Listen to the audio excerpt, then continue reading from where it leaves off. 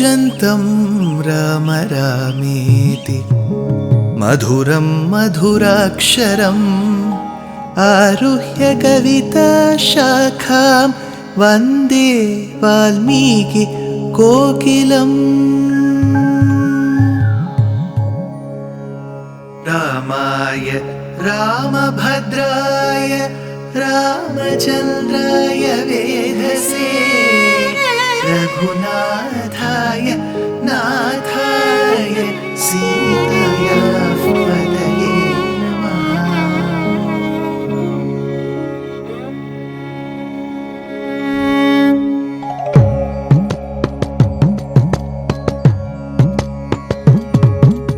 जयत्याश्रितसन्त्रास ध्वान्तविध्वंसनोदयः प्रभावान् सीतया देव्या परमव्योमभास्करः परमव्योमभास्करः।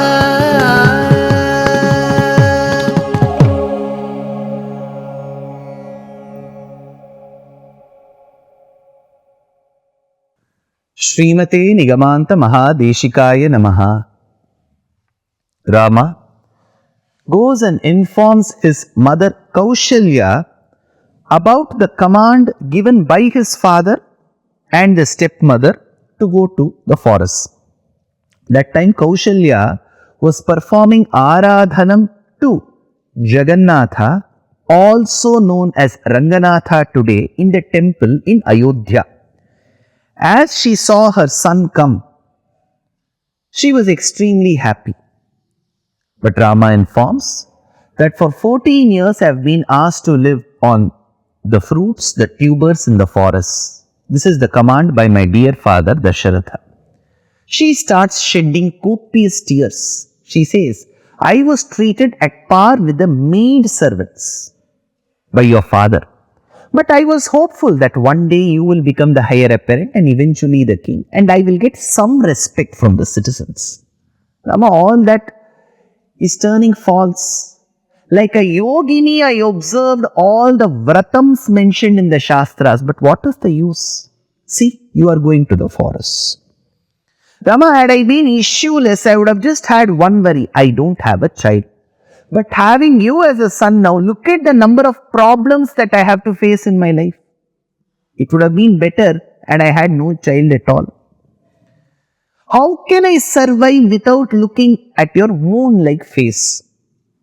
I will also come to the forest, and whatever you consume, whether you consume the fruits, the tubers, the grass, I will consume along with you.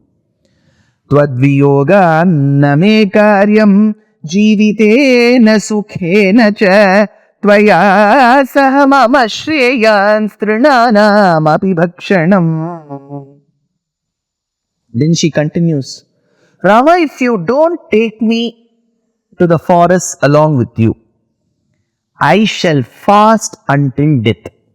See, this is a very common thing that we come across in Srimad Ramayanam. It is called Prayopavesham, where to achieve a certain objective, you will fast to make the other person feel bad. That because of that person we are fasting, which is true even today.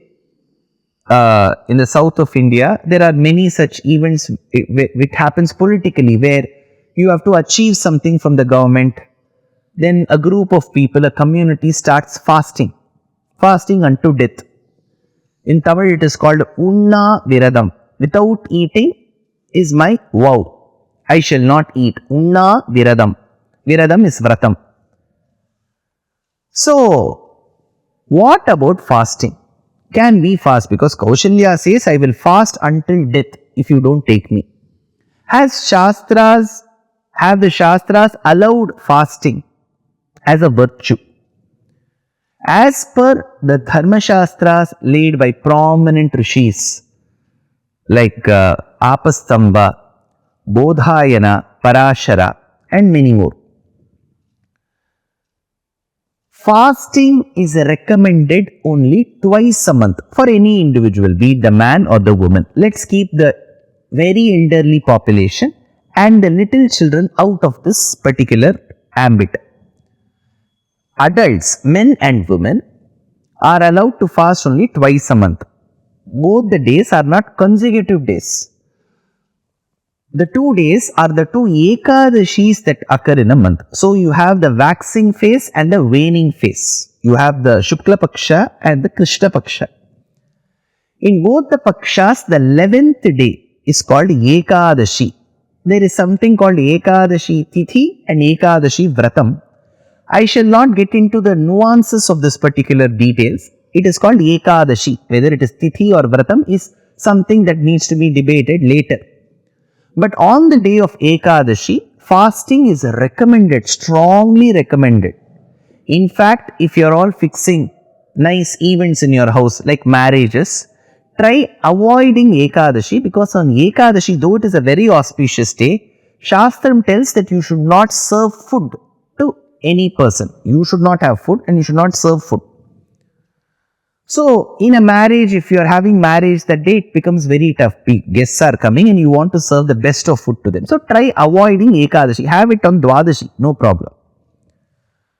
So, Ekadashi, fasting is recommended. What kind of fasting? The fasting should begin on the previous day evening. It is called Dashami Tithi. So, that evening, after having a supper, around 5:36, your Vratam has to begin. So, it has to continue the next day, full day, Ekadashi, 24 hours, and Dwadashi morning, roughly before 8:39, you will have to consume the Tirtham of the Lord, Tulasi Tirtham, and then consume good food. Try avoiding tamarind that day. So, this is the general procedure of Ekadashi Vratam. What should I have, sir? 24 hours plus 6 hours plus 6 hours, close to 36 hours you have to fast. What can we have? Nothing. When I say nothing, nothing. Can we have water? No. Can you even, saliva gets secreted, right? Can we have saliva? No. That strict used to be the Ekadashi Vratam. That is how we have Ambarisha Charitram in Srimad Bhagavatam. He was a very, very well-read king who observed the Ekadashi Vratam. But is it possible to be nirjalam without water? That is why they say consume water. But just water will not be enough. Then they say consume little fruits. Fruits alone will not suffice. Then they say consume little tiffin. Tiffin alone will not suffice. Next left is only food. So, Ekadashi Vratam is to be performed. That is twice a month. So, in a year, roughly 24 Ekadashi Vratams will come. Besides these days of Ekadashi, Shastram generally does not support or subscribe to irrelevant days of Vratam. I like this particular deity, so Monday I will fast. I like this particular deity, Tuesday I will fast. All this has not been recommended. You may want to do it. Nothing is a crime in Sanatana Dharma. You won't be beheaded. But Ekadashi Vratam is recommended. But you should not threaten others that I will fast unto my death.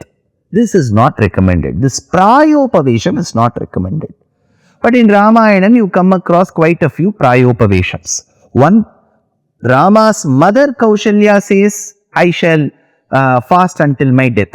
Then Kaushalya's son Rama will do one Prayopavesham to get the permission of the ocean king to construct the bridge. So, whether it is Rama or Rama's mother Kaushalya, it is not recommended. We cannot say Rama himself has done. Even then it is wrong as per Dharma Shastra. So, here she says, Yaditvam yasivanam tyaktva mam shokalalasam aham prayamiha sishye nacha rakshyami jivitum. I will not protect my life, I will fast until my death. That is when Rama says, Mata, you know for the fact that obeying father's words, Pitruvakya Paripalanam, is recommended in the Shastras. I am just doing what the Shastras say. Do you want me to go against the Shastras? She kept mum. That is when he says, I have to follow my father's words because there have been many precedents in the past. So he gives a few examples. One, Gohatti dosham, Gohatti dosham. There was a sage called Kandu. He killed a cow because his father told him to do so. Now there is a charitram behind this Kandu charitram that is not needed for now. Kandu Vakyam is very important in Vibhishana Sharanagati in Ayodhya Kandam of Ramayana. When we deal with Vibhishana Sharanagati, let's talk about Kandu Vakyam there. Here, this Kandu Maharishi, he sacrificed or he killed a cow because his father told him to do so. Is it good to kill a cow? No. It is treated as a mother, but why did he do? Because his father told him. So Rava says, even a cow was killed despite knowing that the dosham called Gohatti dosham, Gohatya will come. Kandu did it because he wanted to follow his father's words. Next example. Mother is treated. See, cow is treated as a mother. Next, he gives an example of how a mother was also killed. Renu's daughter was Renuka.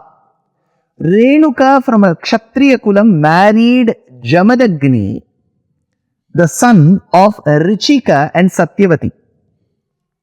So this Jamadagni and Renuka had many sons. The last was naturally Parashurama, the Amshavatara of Vishnu. He was called Jamadagniya, the son of Jamadagni. So Parashurama, he kills his mother Renuka. There is a charitra mentioned that Renuka used to make mud pots every day because mud pots cannot be kept for a long period of time. In the orthodox traditional world, you cannot keep. Only silver and golden pots can be retained for generations together, not mud pots. So every day she had to make a mud pot. So as she would go to the sands of the lake close by, one day she observed the Chitraratha, a Raja, playing with many women in the waters. For a moment, she felt quite attracted, enamored by this love play that she was seeing in front of her. So when in this losing of a few seconds, she could not make the pot properly. But despite all her efforts, she could make one pot and she came to Jamadagni's ashramam. Jamadagni sensed through his Divya Drishti that she was lost for a few seconds looking at the love play of Chitraratha. So he commands his sons to kill Renuka. The sons refuse. Finally, the last son, Parashurama, Bhargavarama, he says, I shall follow my father's words, and kills his mother. So, Parashurama, the Amshavatara of the Lord, despite knowing that mother, Matrudevo Bhava, mother is to be treated like the god herself, then he killed his mother. Why? He obeyed his father's words. So, Kandu Maharishi killed the mother like cow because his father commanded. Parashurama killed his mother Renuka, beheaded her because his father commanded. Then he gives another example. Sagara Chakravarti ordered his sons to go in search of the sacrificial horse. They all did so. So all these are examples, mother, as to how father's commands were respected. So Shastram tells Pitrudevo Bhava. It tells follow your father's words. We have examples of Kandu Maharishi, Parashurama, Sagara's sons who followed their father's words. So how am I different? Am I doing something which is unnatural or extraordinary? He asks. Let us see how he further convinces Kaushalya in this due process. Dear Astika reader, I am happy to be authoring a two-part book on the Ramayana in English. The first part is slated for release in the year 2024. The book aims to recreate and retell the Ramayana of Valmiki, conforming to the ancient commentaries and other allied literature. To receive notifications of the book release, kindly register with www.deshikadaya.org/books. Namaskaram.